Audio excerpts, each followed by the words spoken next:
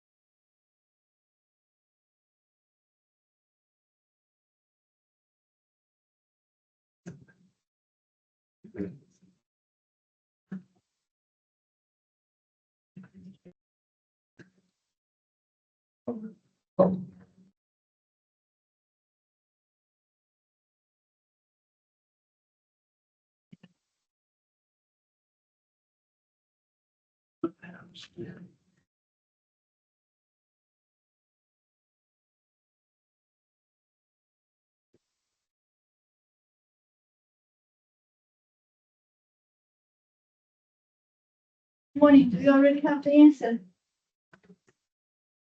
Is Kendall's question? This. That's not the right one.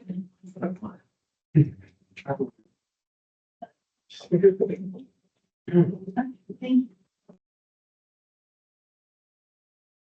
You have to go through the process. There are 4 answers. So if you're guessing it, you're probably not going to get it right. The likelihood is 75%. 25% to be right. If you're just trying your luck. That's right. Thank you.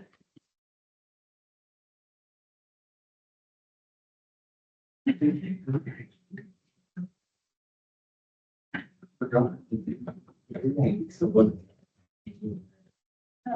been doing it for at least 3 days.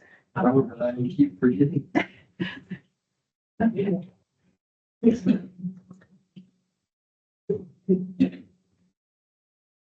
Okay.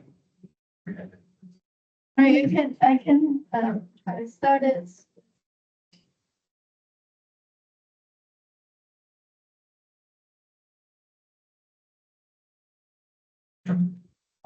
First, we would rewrite it. So it's going to look like this: a over x plus 2 plus b over x plus 1 dx.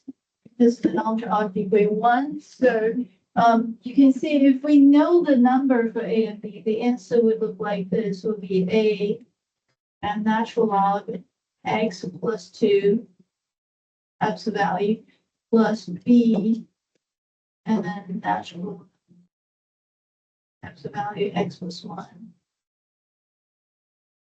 So all it is, we gotta know exactly what's the a and b. So here.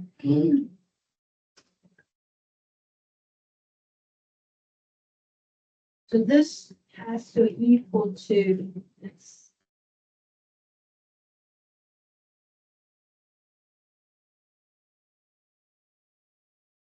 And then this has fraction. We try to get rid of fraction by multiply both sides of the equation with the denominator.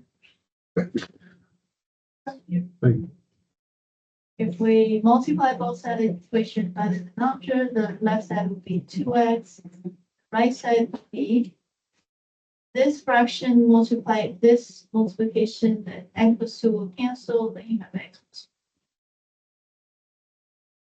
1. Now the b term, the x plus 1 will cancel, then you have b times x plus 2.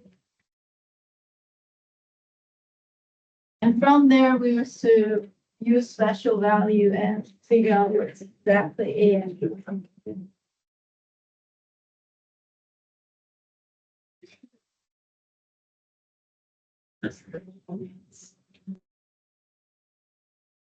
That's right. Thank you.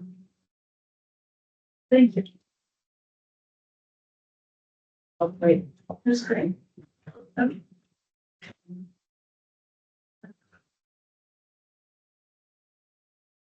Let me turn on the page so we can actually confirm that it's recorded.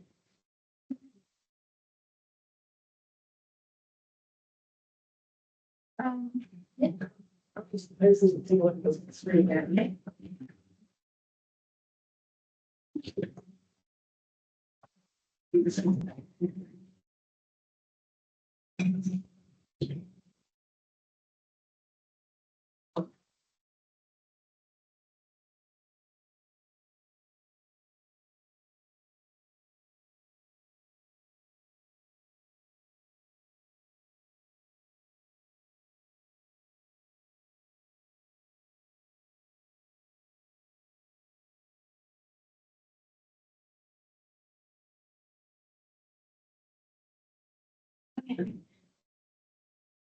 Then we make x equal to -1 or -2 just to figure out a and b.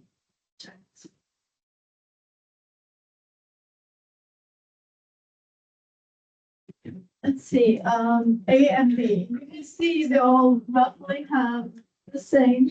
The A and B are the key difference between all the choices. We have to have the right A and B. First we can make x equal to special values such as -1. We'll let x equal to -1. The left side will be -2. The right side will, this one will go away with -1 plus 1 equal to 0. So we only have b. And -1 plus 2 is 1. So basically b equals -2. That's the first attempt at solving A and B. And then we can try special values such as from the x plus 2, you can make x equal to -2. And then this side will become -4. Left side will be -4. The right side, the x plus 2 is now 0. And we only have a. A times -2 plus 1 is -1. So that's -a. Okay, solving this, having the negative canceled, we have a. Right, so those are the a value and b value. And we put in the a value, b value into the equation for integration. The integration is pretty much done, except with a and b, we have to fill that with actual letter b.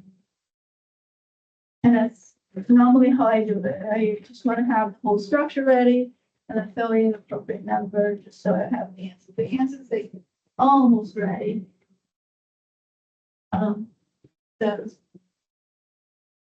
So far, I collected 24 answers. Thank you. So there were 4 and 2. So, right? Is it 4 and 2? 4 and.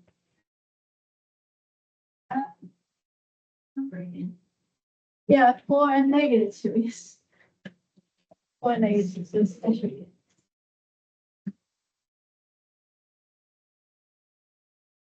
Anyone else? So that's all 27 students attending. Any homework question you want to ask before we started talking about more improper integral? Any question? We were supposed to finishing up the chapter 6. The exam was scheduled for the week after next week.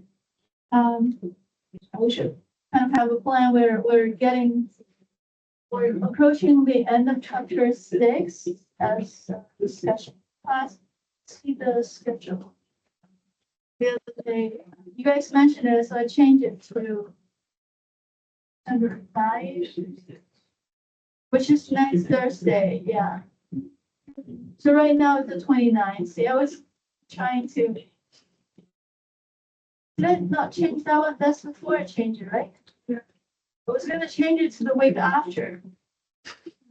Because I actually updated all these. This is weird. I thought I had it updated. I didn't. Weird.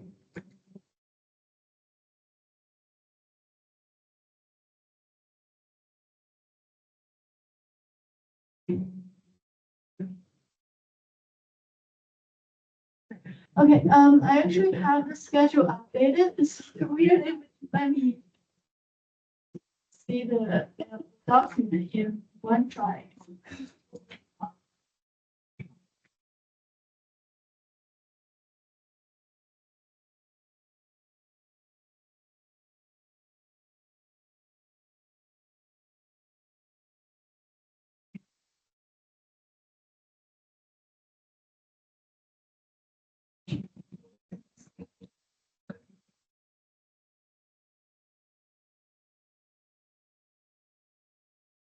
Okay, so that was a change.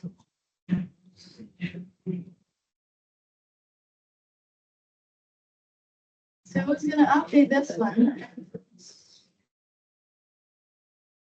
It's roughly my plan.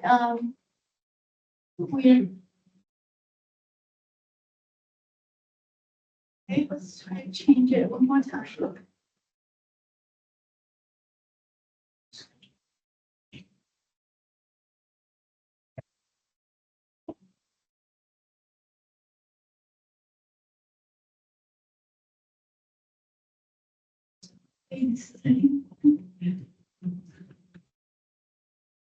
No, it just bring up just. I'll try to figure out a way to change this.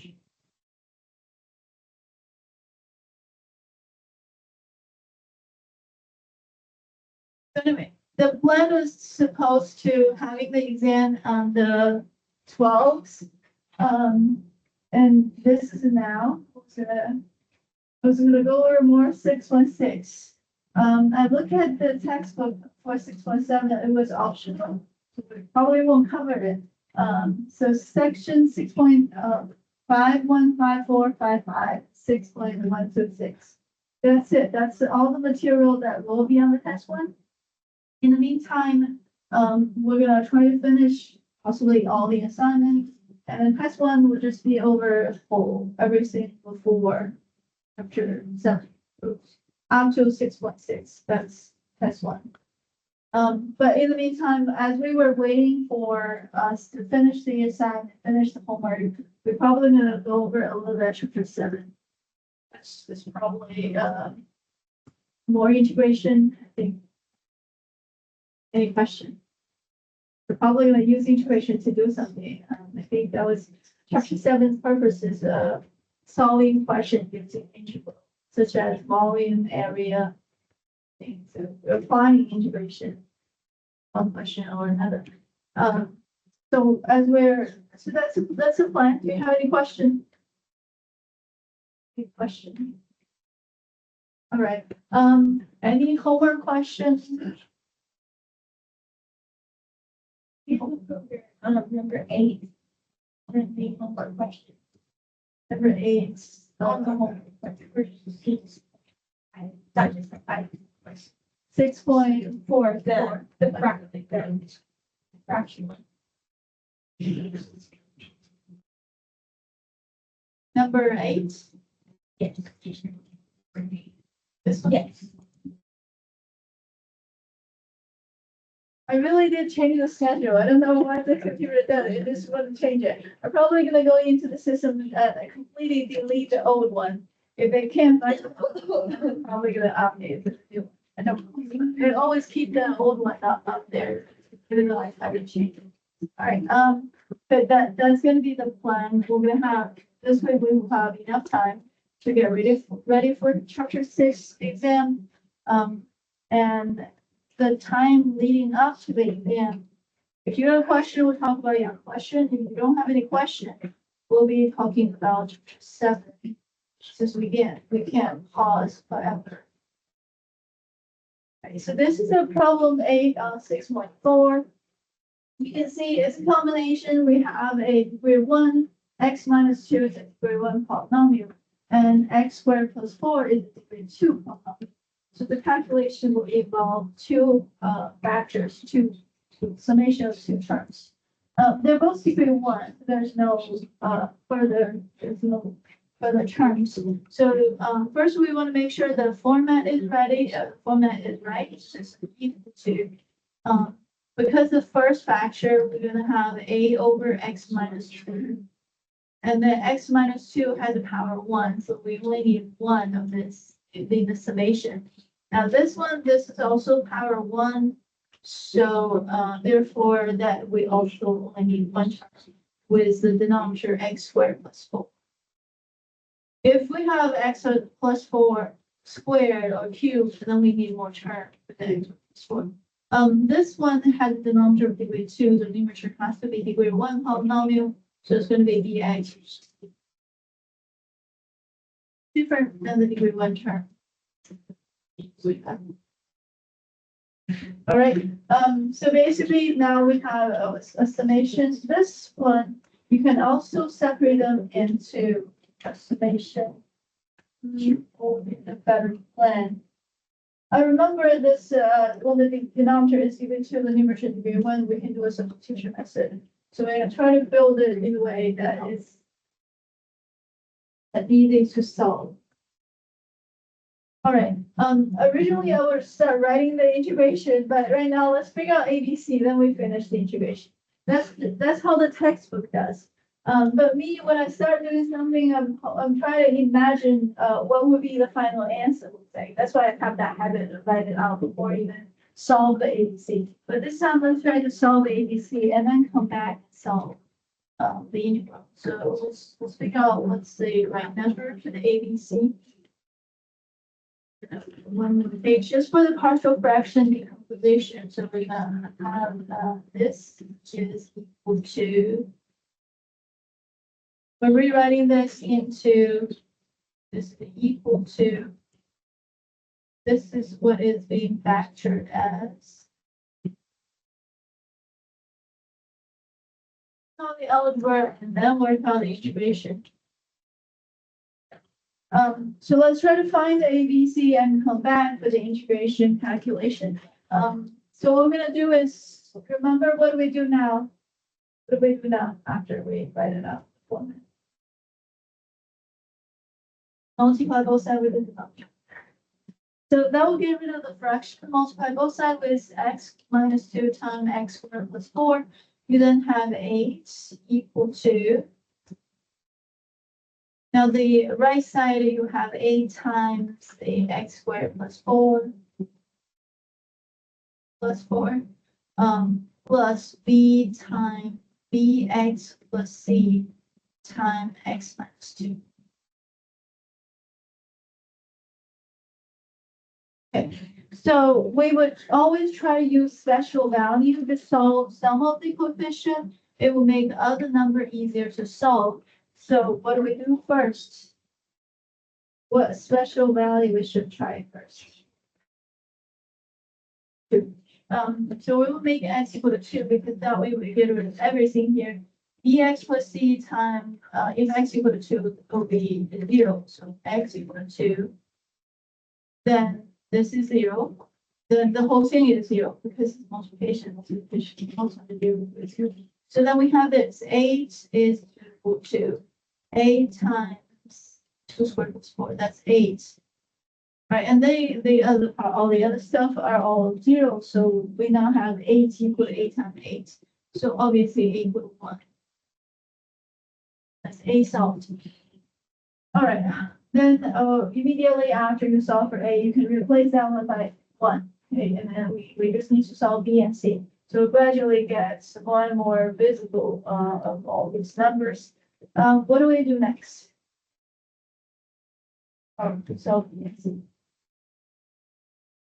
I mean, you can see the x squared plus 4 does not provide anything, right? You can't make I or negative 2i. It won't work. So x equal to 0. So we're gonna try to use easy number. If we can't have any specific number solved from the appearance of the equation, we'll try a smaller number just to ease the level of difficulty. So if x equal to 0, then we have 8, which equal to a equal to 1 now. That will be 1 times 0 plus 4. That will just be 4. And then plus. Now x equal to 0, so b times 0, that is 0. So then we have c. C is multiplied by 0 minus 2. X equal to 0. So we would have 4 is equal to negative 2 times c. So c is negative 2. So that has a c solved. And then lastly, we still have to solve for b. We need one more equation. Any suggestions? We try x equal to 0, x equal to 2. So maybe we can try.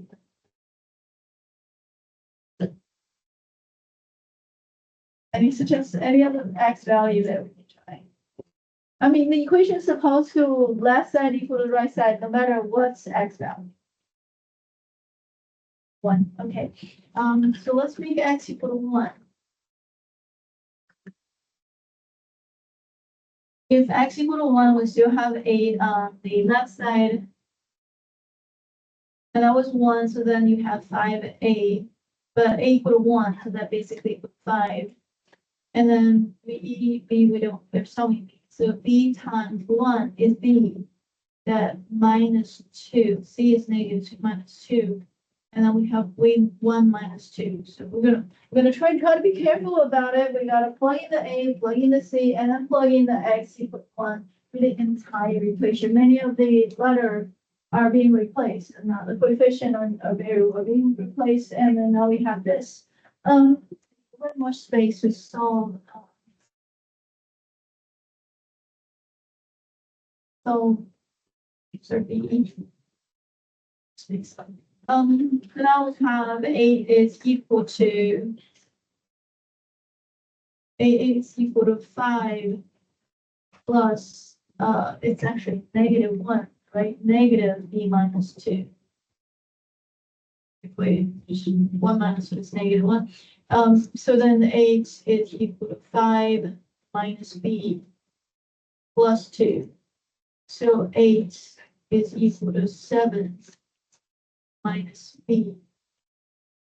We move over the b and move over the 7 is b equal to 7 minus 8. That is negative 1. So b is negative 1. Any question? Right, so now we have ABC, then we can actually start our calculation. This process is equal to integration of a was 1, so it's 1 over x minus 2 plus x squared plus 4. The b was negative 1. So it's negative x. C is negative 2, so it's minus 2 dx. Okay. Question.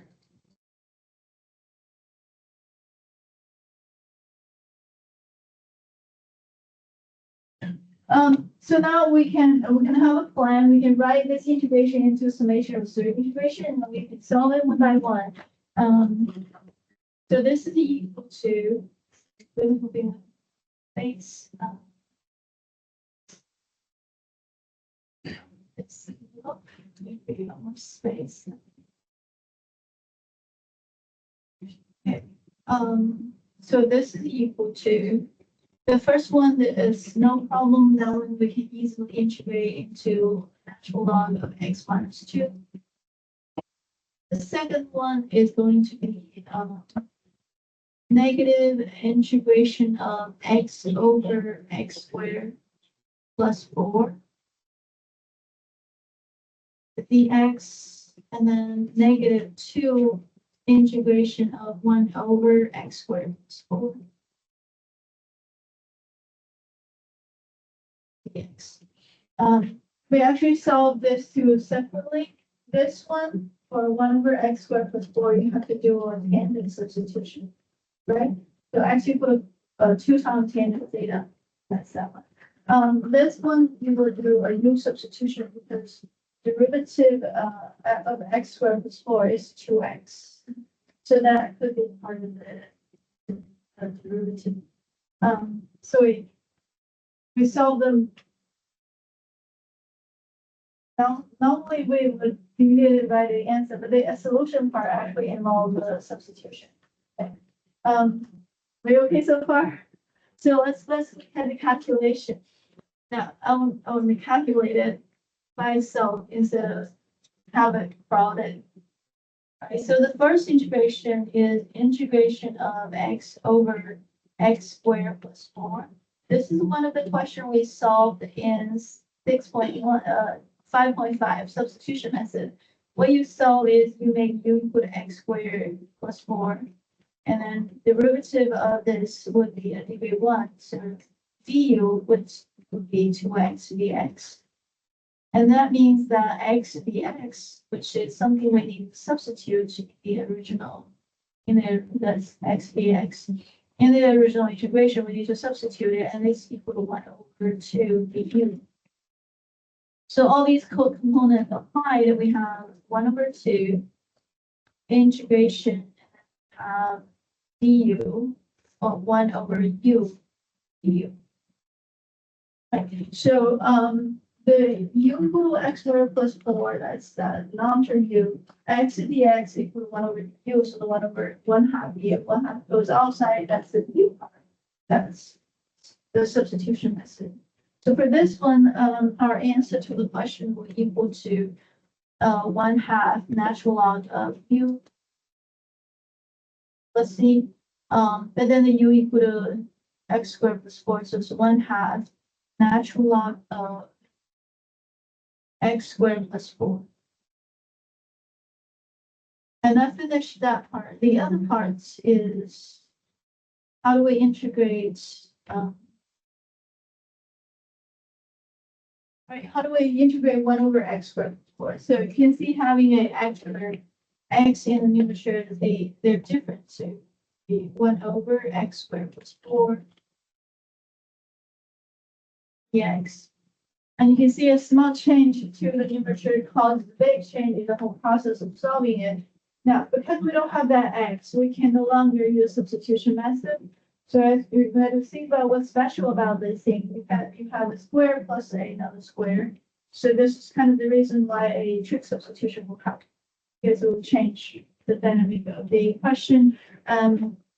So if you are the one that's a little bit like raw or forgetful about trig equation, and if you remember, trig is a like equipment box, a toolbox that actually offer a lot of things, and that's why we can't, we want to avoid it. X is equal to, we can to tangent theta.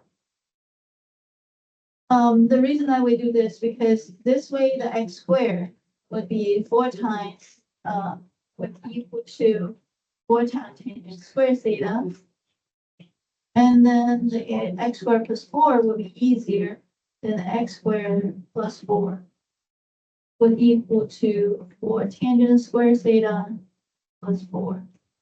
And then you can factor the 4 outside. That becomes 4 times tangent square theta plus 1. But tangent square theta plus 1 is secant square theta plus 4 times secant square theta. So the denominator becomes 4 times secant square theta.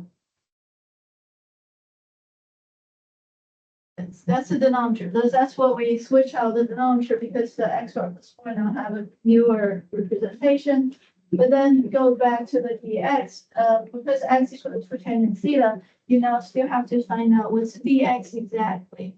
The dx, because of that, dx is equal to 2 times secant square theta, because derivative of tangent theta is secant squared, and then d theta.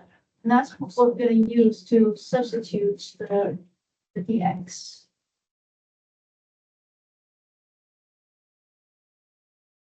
So going back here, we're going to multiply 2 secant square theta d theta.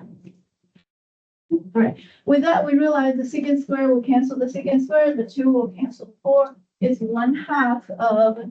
So the final answer would be 1/2 integration of d theta. That's after everything is simplified. If you integrate this, because variable is theta, so your antiderivative is theta. So the answer is 1/2 theta. And then you have to represent the theta from this equation. X over 2 is tangent theta. So theta is tangent inverse of x over 2. Or arctan, this is theta is arctan of x over 2. Arctan of x over 2. That's how we represent the theta. And that will be the answer for this equation. Many people actually summarize this into formula because you can see if you have to calculate every one of it by hand, it can be time consuming. So if you wish to have a couple of extra formula on your formula card, maybe that'll save you time. So the formula is look like something like this. This one, anything like x over x squared plus a squared. You might see this kind of formula in some of the calculus with dx, all right? It's gonna equal to something very similar to this, 1 over a natural log of x squared plus a squared. And then you can confirm this by doing the calculus. Doing the integration, kind of the same process repeated. You can see whenever you see x squared, x over x squared plus a squared, it always follow that. Okay. This will be an example from here to here, and echo what we have over here. Same thing for this kind of scenario. If you have to integrate space.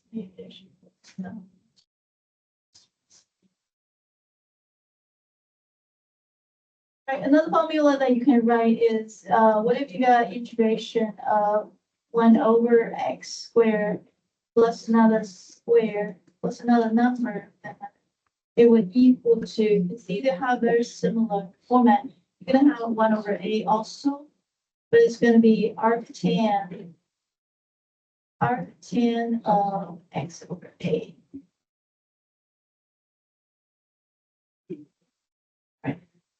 Some calculus book already has those on their formula sheet. This way, whenever you see similar, you're gonna have to kind of see through the format with similar formula. To knowing what formula have that burden is, when do you apply the formula? It will be at the same time, more formulas. And we're gonna bring that back to where we left off. So it's gonna be natural log x minus 2 minus, this is gonna be minus 1/2 natural log x squared plus 4. And you're gonna be minus, there's 2, there's 1/2. So it's gonna be minus arctan of x over 2. That would be, I hope that explains. Yeah. Yeah, except the solution is so long. That's why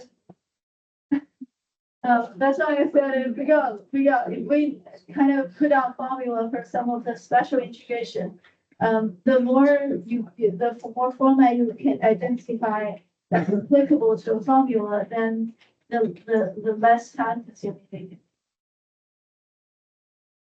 Experience helps. The more question you solve, you're like, that way I did it before.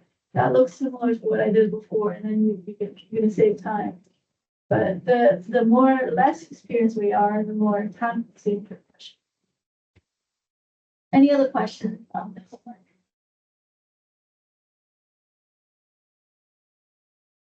Right, to write the final answer out, just in case you want to compare with what you have, this is going to be natural log of x minus 2, minus 1/2 natural log of x squared plus 4.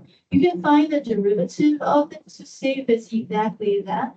You can kind of confirm, and this is a minus the arctan of x over 2. And then plus c. So this pretty much is the entire process that you ever need. Even that part won't be on your paper if you're writing something. This equal to this, equal to this, and equal to that, which all you would present if you had a formal setting, write out a solution for something like that. Many of the substitution method will be in the background or on your schedule. Just want to go through them since we are learning it from the beginning that we need to know the detail. But as we know more and more, the integration example fun to or spend more time on something already. Any other questions? So no more questions. We're gonna continue where we started yesterday. Let's talk about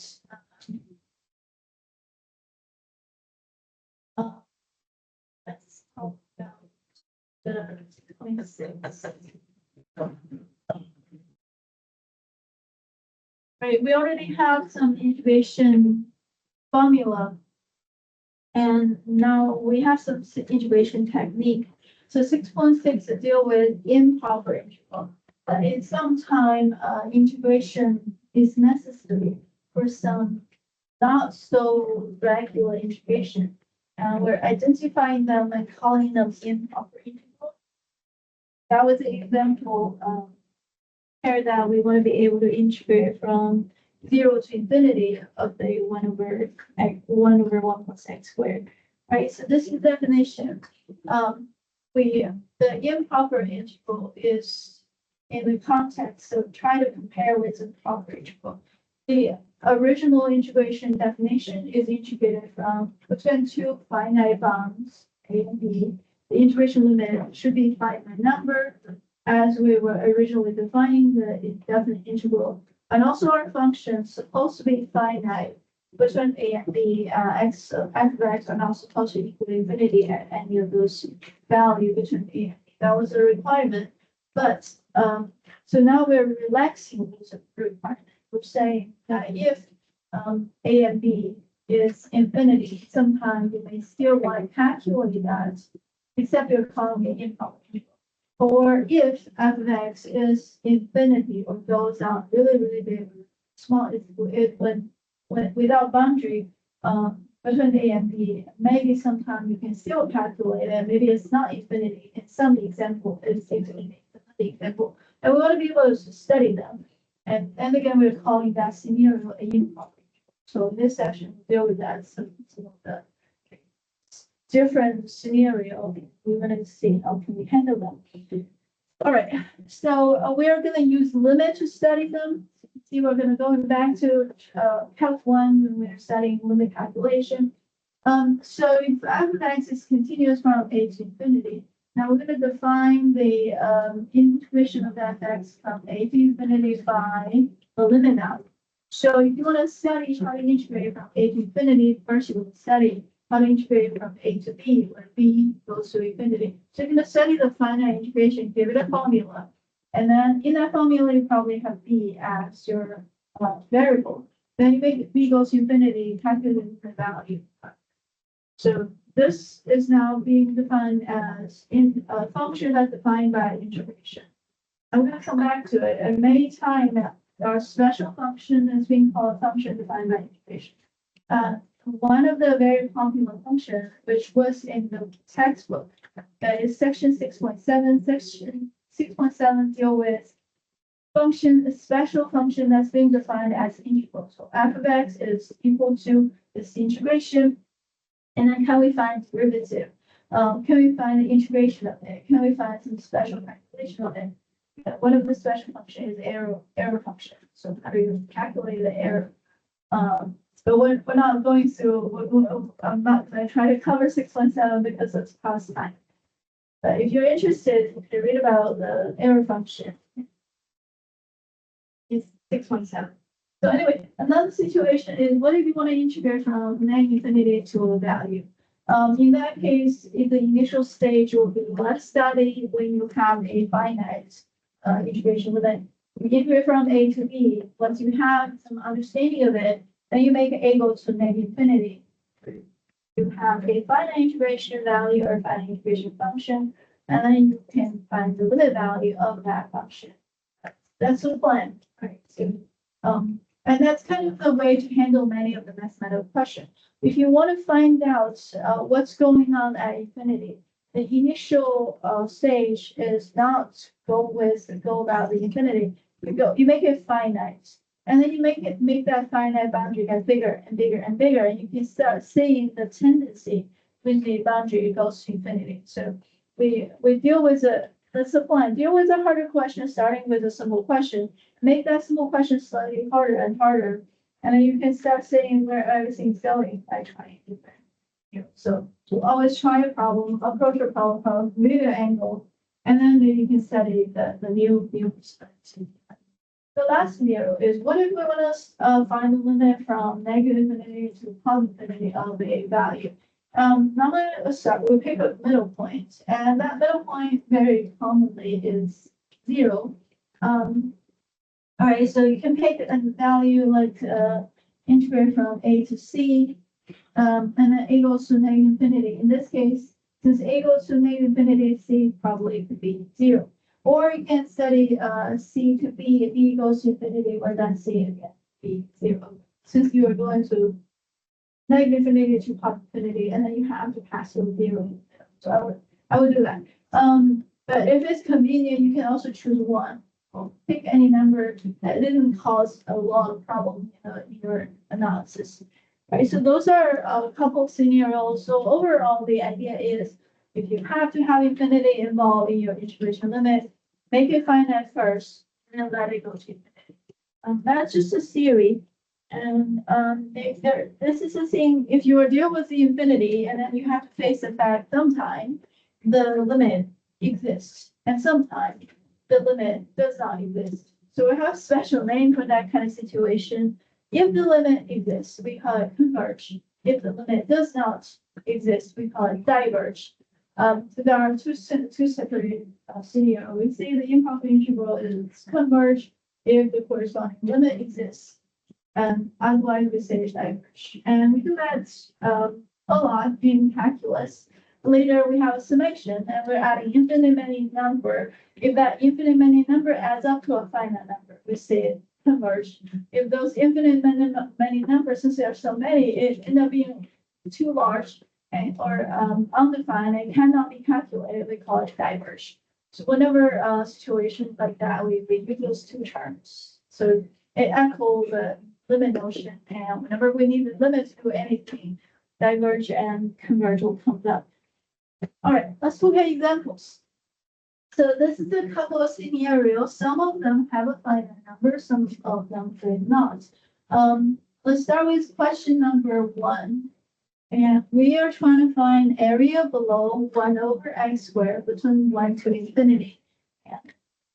And I would suggest try to put a little graphic view on things so we can have a more direct understanding of what's going on instead of just a numerical calculation.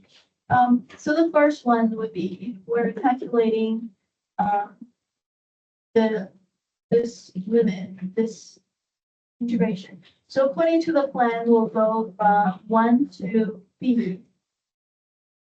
And then we'll make b goes to infinity.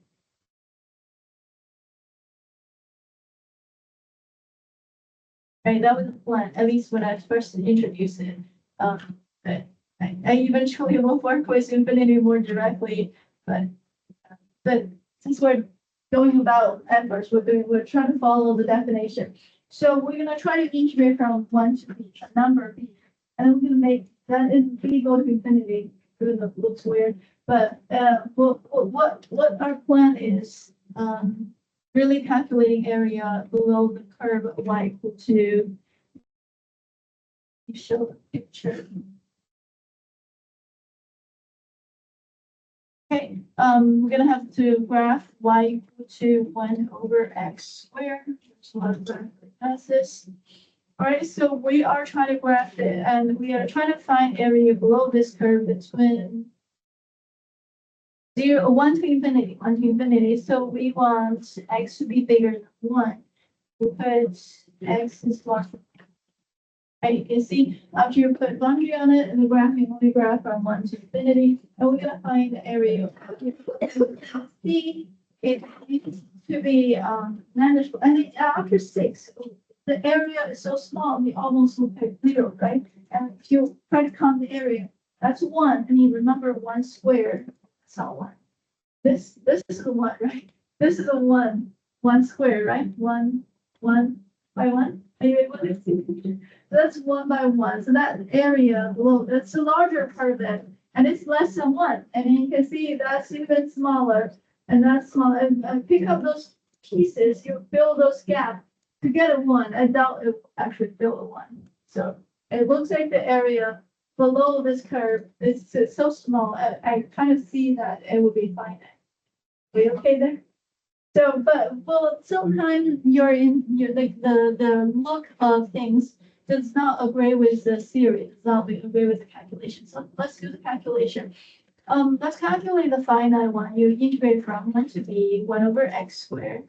This is something we have learned to do. It's you convert it to a power form. Then is 1 to be integrated from integration of x to the -1, -2 dx. According to power rule, -2 is power, -2 plus 1 is -1. So we would have x to the -1 as antiderivative divided by -1 or multiplied by -1. I'm gonna put in the 1 and b. Right, and this is gonna equal to, if you put in b, it's -1 over b, because it's -1 power. If you put in 1, it's -1, but we're minus -1, minus -1. So that's basically value at upper limit minus value at lower limit, but then minus -1 is +1. So that's exactly equal to 1 minus b, 1 minus 1 over b. Right, that's the finite part. So back to here, we do the limit calculation. Limit of b going to infinity. The integration get this 1 minus 1 over b. That's a finite integral, so we would let b go to infinity. That limit, if b is going to infinity, then 1 over b is going to 0, right? The overall total area below the curve equal to 1.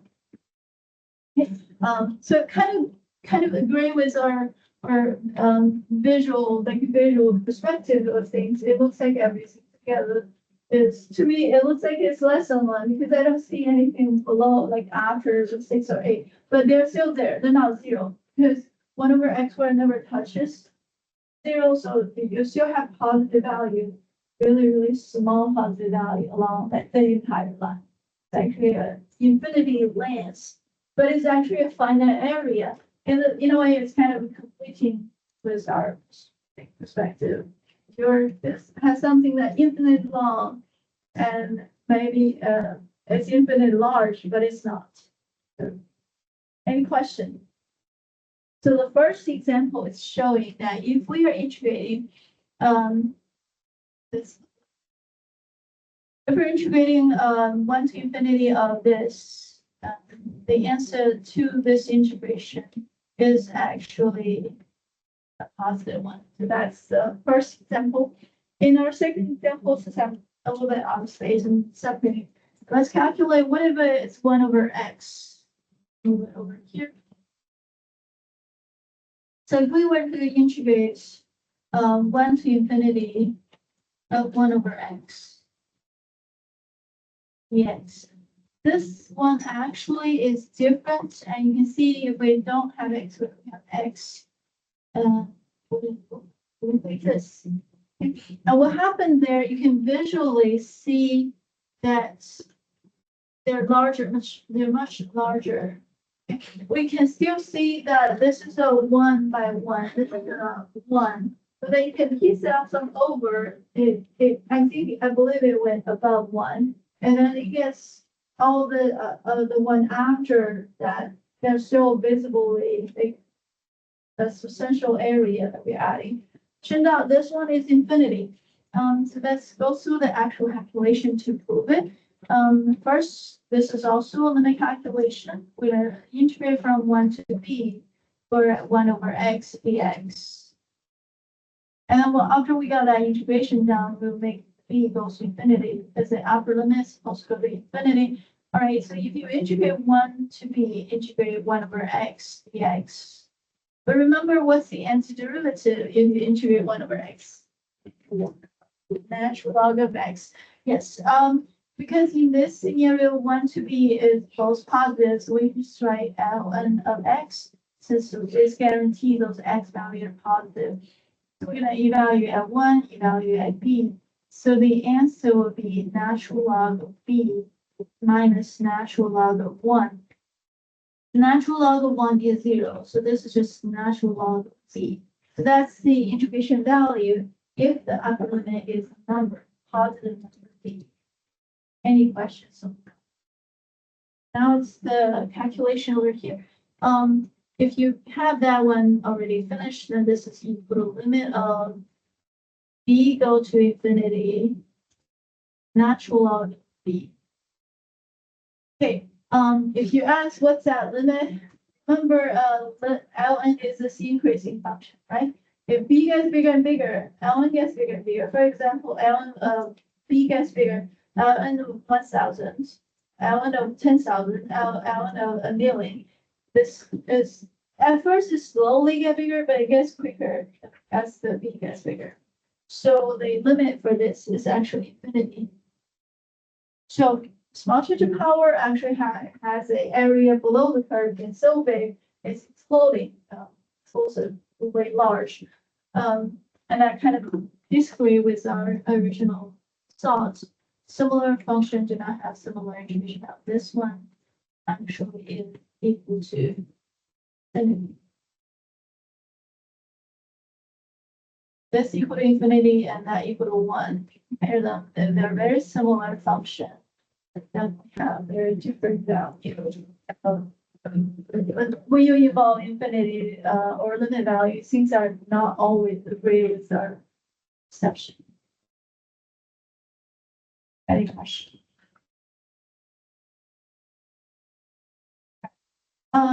And then the other two also have similar scenario. Let's try question number 3. And it would be integrating negative infinity to 0 to the x. And clear this. So let's integrate negative infinity to 0, e to the x, dx.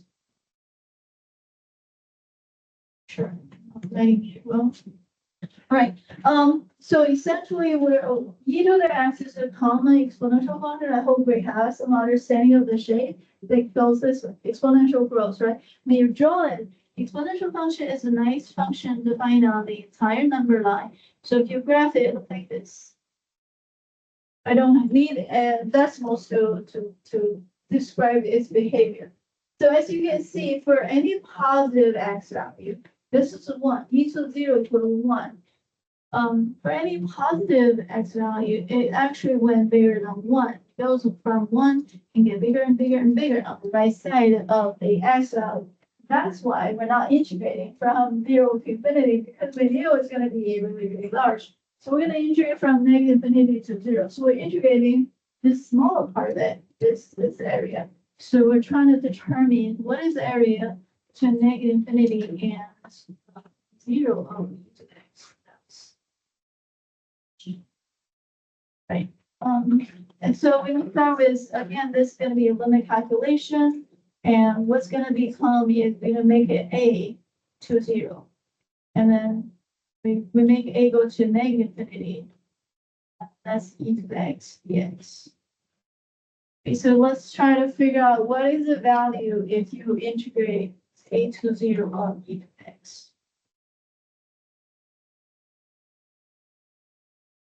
So what's the antiderivative of e to the x?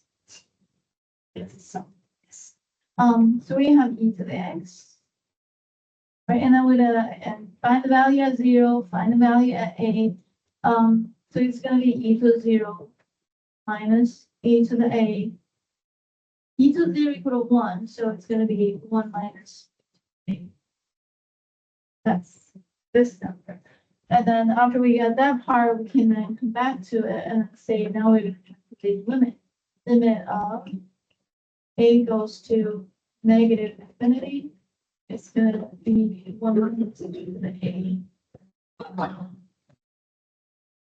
Okay, we have no problem with the 1, but what about e to the a? If a gets really, really small, if a goes this way, where is the negative infinity limit?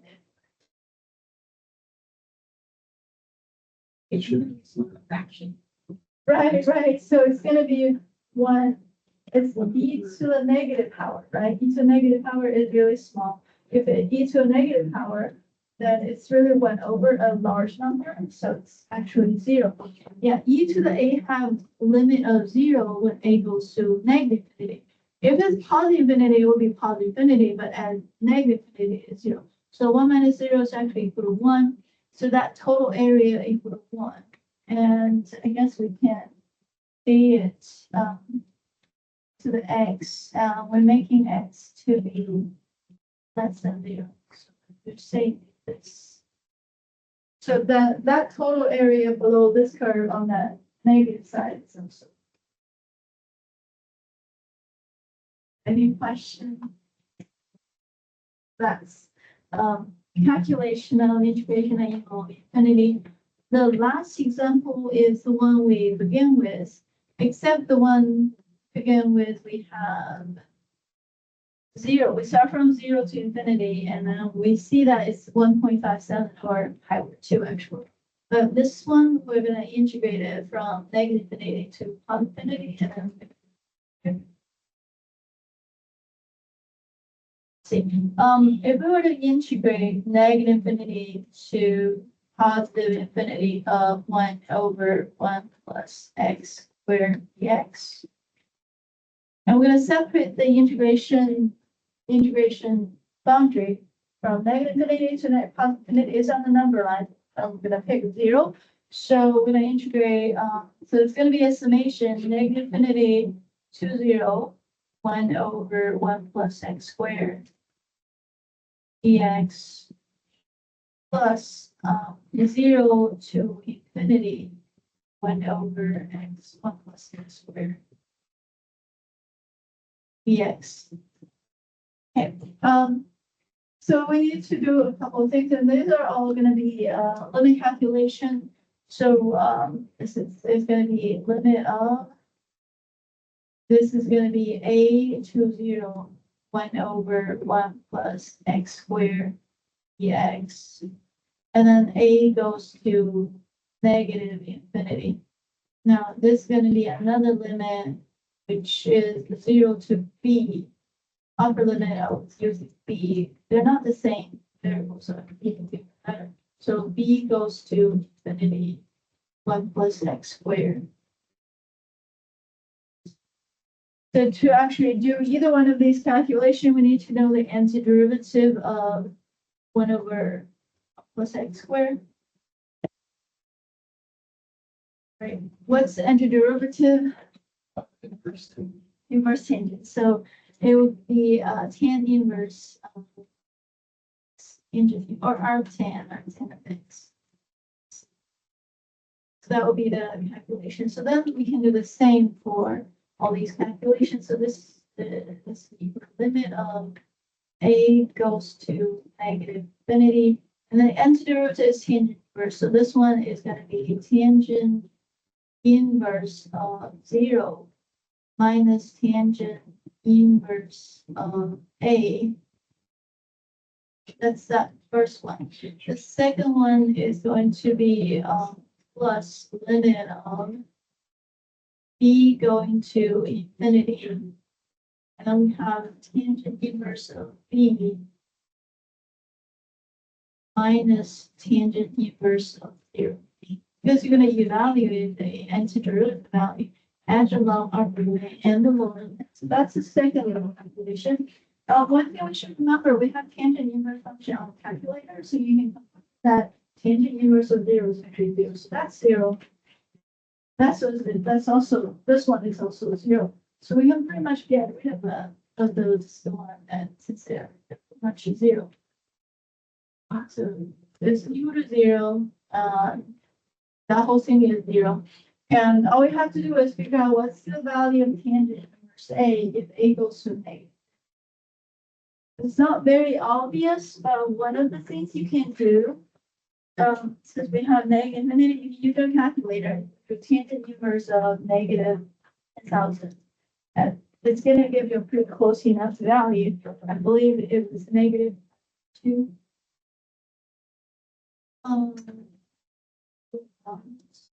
So it's going to be negative and negative 2.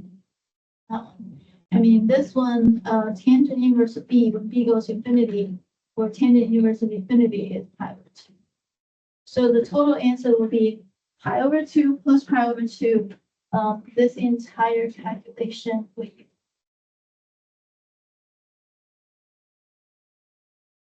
Any question? Is it right? No.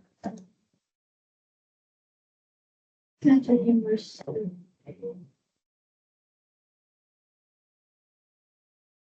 Yeah, I think that should be it. We can look at the picture and then try to confirm. Pi over 2 is about 1.57. Pi is about 3.4. This one, since we're integrating from negative infinity to positive infinity, will be with 1 plus x squared. So that's how it looks like.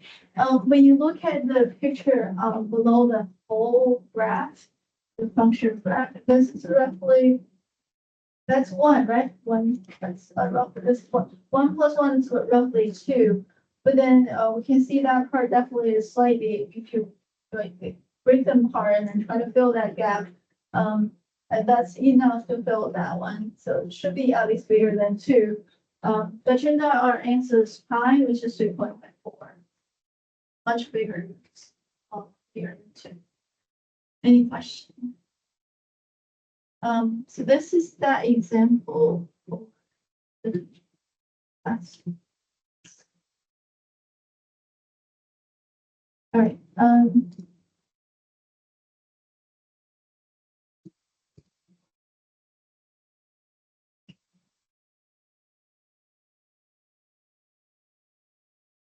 all right, so you can see we're calculating limit, and occasionally when you try to calculate limit, you might have to apply L'Hopital. And this is one of the examples. We want to calculate the improper integral, 1 to infinity of the function. Let's see, if x is positive and the denominator positive, logarithm of 1 equals 0. That's why we make x bigger than 1. That the logarithm of x will always be positive. Yeah, positive and then positive and then positive from 1 to infinity. The reason that we think it will be possible to calculate it, I guess, is because the value is decreasing. So we're going to find the area for this one, area below that function between 1 and infinity. See the picture of it.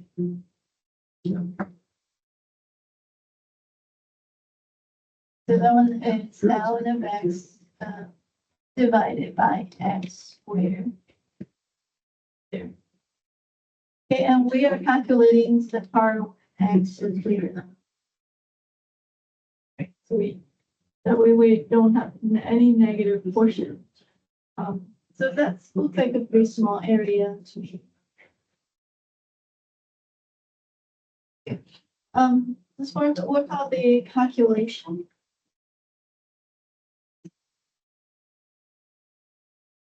Basically, we have to apply all the technique we learned, depending on the integration itself, since improper or proper.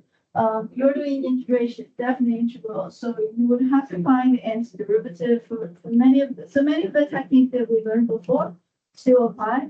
For example, right now we have to integrate ln of x over x squared. Think about all the section that we did, what integration technique we have to do. ln of x in there. How do we integrate this? Integrate ln of x over x squared. I mean, ignore the integration limit. How do we integrate it? Integration methods. Yeah, you do like. Right. So we can think of it as multiplication between ln of x and x. So this is what we do. We make u equal to ln of x, and then du would be 1 over x dx. Okay, so ln of x becomes the u, everything else will be the dv. So dv is equal to 1 over x squared dx, and therefore v be the antiderivative. The derivative is 1 over x. That's negative 2 plus 1. It's negative 1. Negative 1 over x, right? Because we have to have it on this one. Okay, so that's all set up, and now we can start looking at the definition. I mean, if you want to calculate it, it's a limit calculation, but before the limit calculation is the integration calculation. We're going to integrate ln of x over x squared. It's kind of like one of the 6.1 practice questions. So it's going to equal to uv. We're supposed to multiply these two. So multiply u and v will have negative 1 over x times ln of x minus integration of sine multiply u dv. Well, that was in the original question, u dv multiply these two, v du. So it's negative x, negative 1 over x multiplied 1 over x is negative 1 over x squared.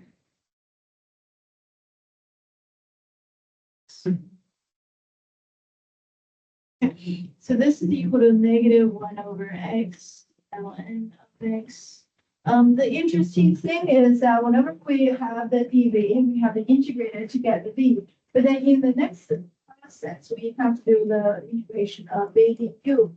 You have the same thing. So you are integrating the 1 over x squared again. So this to this, we're doing it again.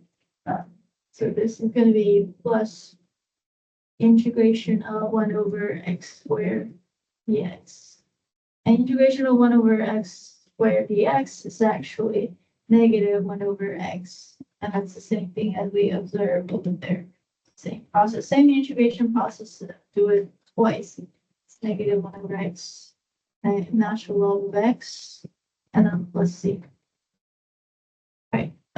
That we're done with the integration part. Any question for the integration? Notice we have an x and then we have an x in there, so x behave as common denominator. Because I'm gonna go do a limit calculation, so I'll just try to put it out there. X in the denominator and numerator is negative ln of x minus 1. Right. I have to calculate limits, so having division format, it helps you in the calculation. So going back to the calculation, that's kind of something helpful. So this is equal to, right? This is equal to the limit of b goes to infinity for integrating 1 to b of ln of x for x squared dx. Now, since we did the calculation there, we know the definitional value now. So putting the upper limit into that function will have negative ln b minus 1 over b. And then minus, we're gonna put in the 1. All right, when you put in 1 for x, 1 here, 1 here, ln of 1 equal to 0. ln of 1 equal to 0, that's negative 1, that's 1, so it's negative 1 over. So we actually have minus negative 1 at the at 1. So if for the b we have this, because we're substituting b for x in the antiderivative. For the 1, if you put 1 for x, negative ln 1 minus 1 over 1, it's negative. And then altogether that's actually plus 1, and it's time to do the calculation. That's something that we were talking about. We need log and log because now we have a division. If b goes to infinity, this goes to infinity, and the ln b also goes to infinity. Any questions so far? So if b goes to infinity, we're gonna try to find the limit. The numerator, when b goes to infinity, numerator denominator both go to infinity. We're gonna find the derivative. So numerator derivative is negative 1 over b. And then the 1, the number 1 has 0 derivative, and the number b has derivative of 1. So basically, it's just negative 1 over b. That's what we have after we find the derivative numerator and find the derivative denominator. That's the L'Hopital's rule. And then now we make b equals. We still have that plus 1. That one we don't have to do anything. Only the division part we need a L'Hopital. All right, as you can see, b goes to infinity, 1 over infinity goes to 0. So the final limit for this equal to 1. Right, so going back here, this whole integration actually equal to 1. So the area below that curve also equal to 1. Any question? So kind of feel like weird because remember we were integrating 1 to infinity, 1 over x squared, it was 1. Now we add a natural log to it. It actually didn't change the total value.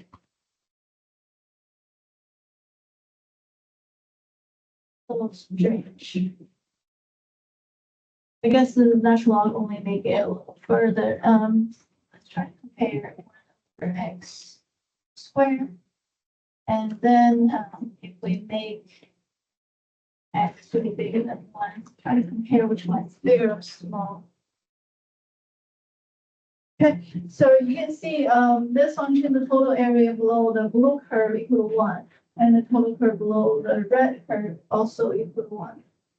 That part of the blue curve is bigger, but I think you can further away that red curve seems to be always above the blue curve. I can explain the reason that you have identical sides. And we can always confirm this with what we have on the calculus text. Do you have any questions?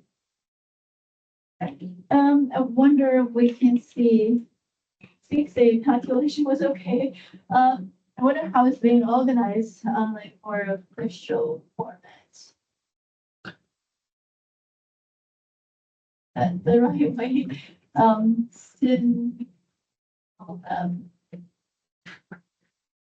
right, so what we're doing is an integration from 1 to infinity. 1 to infinity, we're integrating a division to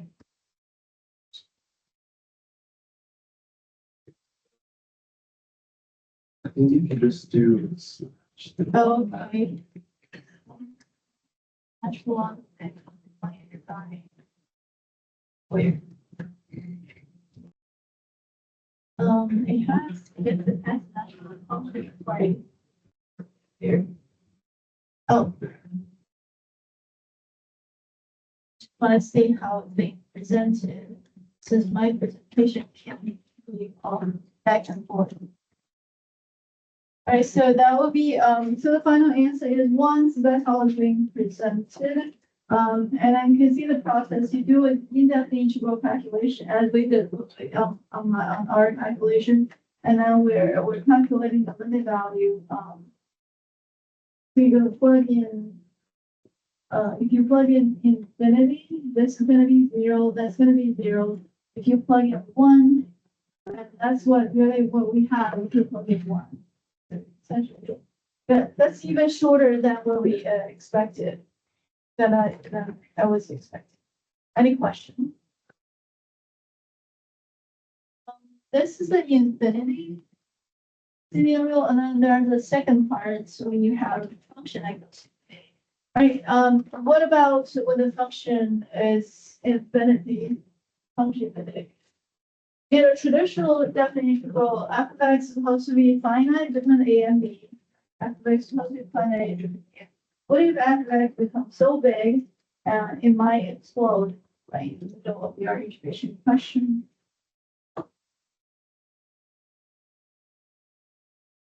Okay. So what do? We find that discontinuity. We find that special number like c. Let's say f of c is undefined. F of c is so big it would to infinity. So we're gonna have to separate the integration limits from instead of a to b, we start at c. So you go a to c and then c to b. Assuming c is right between a and b. So we're gonna at c you're gonna calculate limit. So it's gonna be when the function value approaches c, or actually use t at the bottom. Approach the c and then what was going on. Because if the x equal to c, it would be infinity. So we are making a t approaching c, it would be the variable of the limit there. So this is how we handle when we have a discontinuity. The function of x has a little problem. It was not finite. Then what do we handle that situation? So we're probably going to talk about it next time when we come back. We don't have classes on Monday, right? Well, see you on Tuesday, and then we're going to talk about scenario like this and value inspection.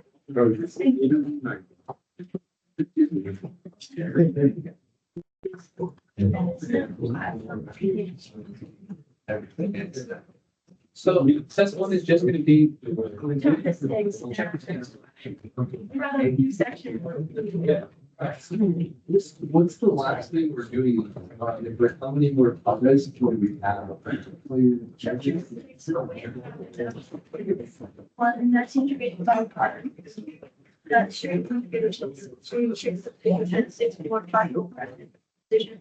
And 6, which is the improper integral. That's 5 section. And we also have the 5 and substitution method. Okay. So essentially, What are we doing next? I can't see this. What's the next just thing? Yeah. So we're assuming that we all have some this the integration, we look at questions that have to be solved with calculation. Okay. So see how the integration can be solved in scenario. Okay, all right. Can you-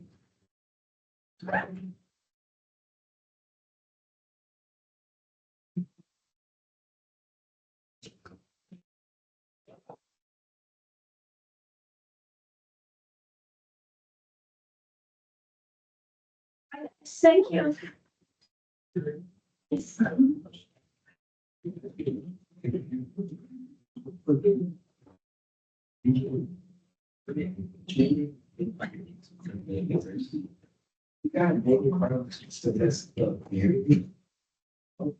That's the limit of the function value. You can see from a graph of the inverse tangents. For example, let's see, It's like opposite. so no, when you look at arctan, arctan of x, and you can see this is how it behaves. Right, so basically, at negative infinity, you're looking at when the x value goes left, left, left, okay? And it doesn't look like it going anywhere because it starts stopping. There's like this line that's stopping it. So it's stabilized at a certain y value. And that y value is roughly negative power 2. Now, this upper limit when x goes right, that's positive power 2. That's the y. This is how high it is. Yeah. The y value is the height, the x value is the left and right. So on the upper line, there's like the upper limit that's stopping it, that's power 2. And over here, that's the negative power 2. You can actually draw the line to be sure, and for example, you just write y equal to I over 2. You can see Yeah. power 2, and then you can see y equal to negative pi over 2, and that's really the bottom line of things. So I was making sure I was cheaper folks, because I was thinking of that already. I already remember the values too. Uh-huh. And I was like, let me ask just, sure. And Yeah. then another question.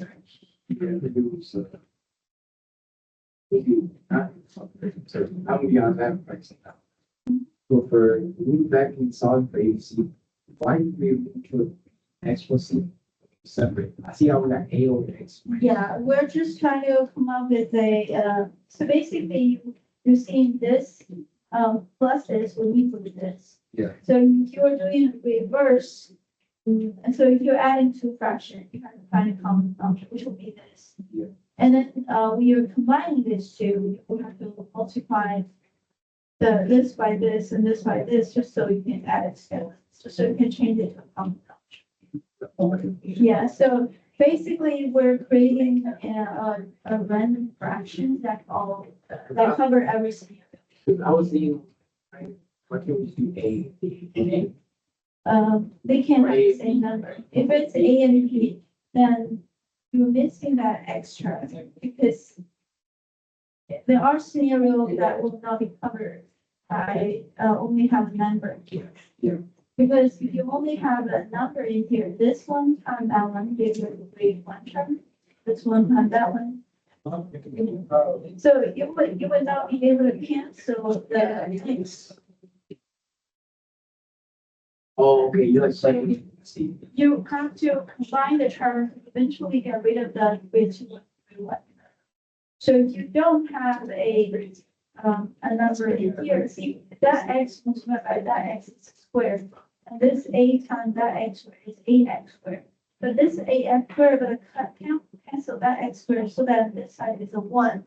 So if you don't have the bx, you only have the number c or a, then this multiply this is equal to 1, that multiply this is equal to 2. You're never going to cancel the two terms. Yes. I'm sure we'll practice, yeah. Just being honest, I haven't practiced really much at all. But I was just making sure, because that's the best way I do it, just practicing and acting. That's the only way. Yeah, most of the time when people finish all the homework options, they have enough practice to know how to do each scenario. So try to finish the homework, the whiteboard homework, and try to keep track. If you write down the calculation for each question, then, you can identify the problem easier. You can also ask questions easier. Because occasionally a student asks me, what about the question number 5? And I want to look at their calculation, they don't have it, so I don't know what was the problem. Yeah. If you have your calculation, I can look at it and try to see, what was it, like, what was the mistake, what was the error? Yeah. It's easier to talk about it if you already have it. Yeah, I definitely do think like stuff in the book, like for UP substitution, I went onto the textbook and I was doing problems on the textbook just to get it. I felt like 22 isn't enough for me. I need like double the normal person. That's why I asked next week. Well, by next week, I'll let you. Thanks a lot for having me.